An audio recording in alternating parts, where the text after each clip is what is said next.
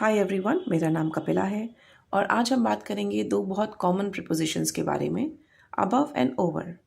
Above and over ऐसे prepositions हैं, ऐसे दो वर्ड्स हैं जो कि लोगों को बहुत कंफ्यूज करते हैं। उन्हें समझ में नहीं आता कहाँ अबव यूज़ करना है और कहाँ ओवर यूज़ करना है।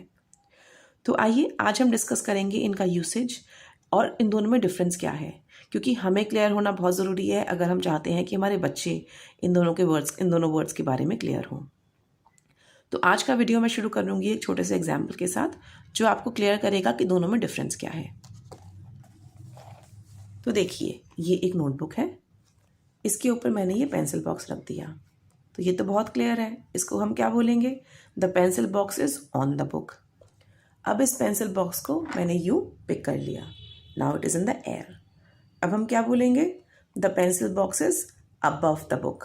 ठीक है, it is not touching the book, so it is above the book. अब ये पेंसिल बॉक्स को मैं इस तरीके से पास करती हूँ, देन व्हाट विल वी से? The pencil box passed over the book. The pencil box passed over the book, not passed above the book. When the thing is moving and passing over, passing the first object, we say pass over or cross over. Generally अगर जो second object है वो stable है, move नहीं कर रहा, तो उसमें कोई मूवमेंट नहीं है और वो उसके ऊपर है, तो हम बोलते हैं ओवर। ओके, अब इस सिनेरियो में नहीं बोलेंगे because this is on is correct. But suppose करो कि हम आइसक्रीम खा रहे हैं और हमें उसके ऊपर चॉकलेट डलवानी है, तो हम क्या बोलेंगे? Please put the chocolate over this ice cream, right? We would not say above the ice cream because उसका मतलब हो जाएगा हवा में डाल दो। व्हेन इट इज कवरिंग, हम क्या बोलते हैं? Put the blanket over the baby. हम ये नहीं बोलते put the blanket above the baby, because जब हम बोलेंगे अबव तो वो हो जाएगा that is the blanket is in the air, this is the baby sleeping and this is the blanket in the air. जब हम उसे कवर कर देंगे तो हम बोलेंगे ओवर द बेबी। तो ये बेसिक डिफरेंस है ओवर एंड अबव में। तो आइए यहाँ पे मैंने कुछ पॉइंट्स लेके हैं जो हम डिस्कस करते हैं विद एग्जाम्पल्स सो दैट आपको ज़्यादा क्लैरिफाई होगा। Both the words are use to depict a higher position और लेवल। तो ये मैंने आपको समझाया है कि दोनों जो होते हैं वो एक हायर पोजिशन या लेवल को डिपिक्ट करते हैं। ठीक है, above is not always directly above, that means ये फर्स्ट ऑब्जेक्ट है हमारा, राइट? अब वो जो सेकंड ऑब्जेक्ट है, सपोज कीजिए ये टेबल है और ये बॉल है, तो वो डायरेक्टली उसके ऊपर भी हो सकती है, साइड में भी हो सकती है, लेफ्ट राइट साइड में भी और लेफ्ट साइड में भी, उसको हम अबव ही बोलेंगे। लेकिन जो ओवर होता है उसमें चीज़ डायरेक्टली ऊपर होती हैं। ठीक है, जैसे द फैन इज ओवर अस, वो डायरेक्टली हमारे सर के ऊपर होगा तो हम बोलेंगे the fan is over us. इसके एग्जाम्पल क्या हुए अबव के? The house above ours. Suppose I live on 4th floor and there is a house on 5th floor, तो मैं बोलूँगी the house above our house, मैं ये नहीं बोलूँगी the house over our house. ठीक है, the shelf is above the sink. When I say the shelf is above the sink, तो मैं ये बोल रही हूँ कि सपोज ये सिंक है और यहाँ पे उसके पीछे वॉल है, तो शेल्फ कहीं यहाँ पर है। पर अगर मैंने बोला the shelf is over the sink, तो मैं कहना चाह रही हूँ कि ये सिंक है, ये वॉल है और शेल्फ जो है यहाँ पे फ्लोट कर रही है, which might not be correct because इस तरीके से तो शेल्फ फ्लोट कर नहीं सकती है। ये डायरेक्टली अबव नहीं है, आप देखिए ये लेफ्ट में है, पर ओवर में हम कह रहे हैं कि ये डायरेक्टली अबव है, तो हम क्या बोलेंगे? The shelf is above the sink, not over the sink until unless it's a floating shelf which is somehow floating in the air. Above is also used when one thing is on a higher level than another on a scale. तो suppose एक list है, ठीक है, waiting list है, examination list है, तो हम दो चीज़ों को कंपेयर कर रहे हैं, दो नाम्स को देख रहे हैं कि कौन सा नाम किसके ऊपर है, किसके नीचे है, तो हम वहाँ पे अबव यूज़ करेंगे। For example, my name is above Tina's in the given list, या A is above B in the given list. हम ये नहीं बोलेंगे दैट ए इज़ अबव और sorry A is over B in the given list. Over is not used when it is a list or a scale. It is always what is used? Above is used.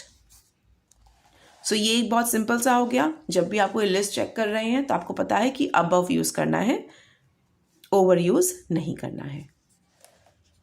Next is over is generally used when there is no contact between the things. जैसा कि मैंने अभी आपको बताया कि अगर ये box जो है इसके ऊपर है और कोई कॉन्टैक्ट नहीं है तो हम अबव यूज़ करेंगे। ओवर में जनरली कॉन्टैक्ट होता है, not always, okay, because English में बहुत सारे एक्सेप्शन होते हैं तो हम एक रूल सेट नहीं कर सकते हैं, पर हाँ मोस्टली सिनेरियोज में आपको ओवर और के बीच में और जो फर्स्ट थिंग है उसके बीच में कॉन्टैक्ट दिखेगा। For example, put a blanket over a baby, okay, put sugar syrup over the salad. तो इस तरीके से you will see the contact. Over is used with numbers and time. Exception to this rule is temperature and zero rule. तो जब भी हमें बोलना होता है एक इंग्लिश सेंटेंस में, हमें बताना होता है कि हम बहुत देर से वेट कर रहे हैं या फिर इतना टाइम लगेगा, तो हम हमेशा ओवर यूज़ करते हैं। I have been waiting for over 60 minutes, या फिर this will take over an hour, okay. तो हमेशा हम क्या यूज़ करते हैं? ओवर यूज़ करते हैं। जहाँ पे टेम्परेचर होता है वहाँ पे दोनों करेक्ट होते हैं, अबव भी और ओवर भी। For example, it was above 20 degrees today is also right, it was over 20 degrees today is also right। पर अगर हम टेम्परेचर में 0 लगा देते हैं तो वहाँ पे हमेशा above यूज़ होता है। it was 7 degrees above 0, it was 7 degrees over 0 is wrong। ठीक है, थोड़ा कंफ्यूजिंग है, बट जैसे जैसे आप यूसेज करते जाएंगे, अपनी डेली लैंग्वेज में ये लाइन्स यूज़ करते जाएंगे तो आप क्लियर हो जाएंगे। मैं दोबारा समझाती हूँ। जहाँ पे 0 आ जाता है टेम्परेचर में वहाँ पे अबव सही होता है, और जहाँ पे 0 नहीं होता वहाँ पे टेम्परेचर में हम कुछ भी यूज़ कर सकते हैं। पर जब भी हम टाइम की बात करते हैं या नंबर्स की बात करते हैं तो हमेशा हम ओवर यूज़ करते हैं। She got just over 60 marks, right, not above 60 marks. She got just over 60। I have been waiting for over 60 minutes. This will take over an hour. So, like this, we will use sentences in English using over and above.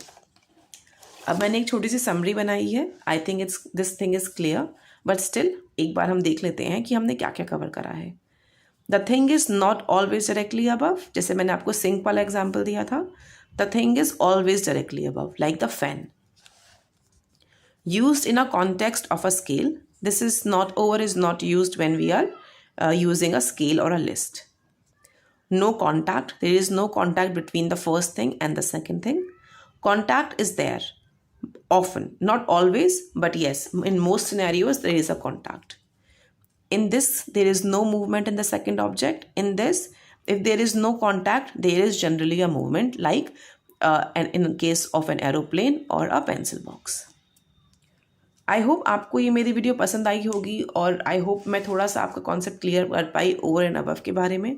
मैं फिर से इस बात पे बोलना चाहूँगी, press करना चाहूँगी कि बहुत ज़रूरी है कि आप ये वर्ड्स यूज़ करके सेंटेंसेस बनाइए और बोलिए, तभी आपको जो इनका डिफरेंस है ये एग्जैक्टली क्लियर होगा।